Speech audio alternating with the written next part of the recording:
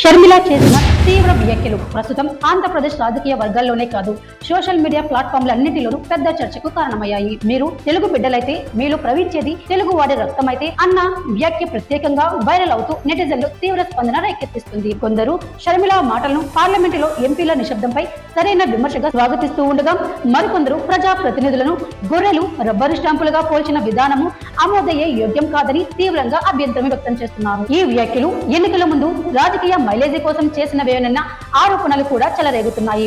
షర్మిల హద్దులు దాటిందా లేక ప్రజల సమస్యలపై స్పందించని ఎంపీలను ప్రశ్నించడమేనా అనే రెండు వైపుల చర్చ సోషల్ మీడియాలో వేడెక్కుతుంది. రాజకీయ విశ్లేషకుల దృష్టిలో ఇది కేవలం ఒక స్టేట్మెంట్ కాకుండా ఏపీ రాజకీయాల్లో కొత్త వాదనలు కొత్త విభేదాలు తెచ్చి టర్నింగ్ పాయింట్ గా మారే అవకాశం ఉందని అంచనా. ఈ వ్యాఖ్యలతో రాజకీయ రంగం మరింత వేడెక్కుతుందో అనడంలో సందేహమే లేదు.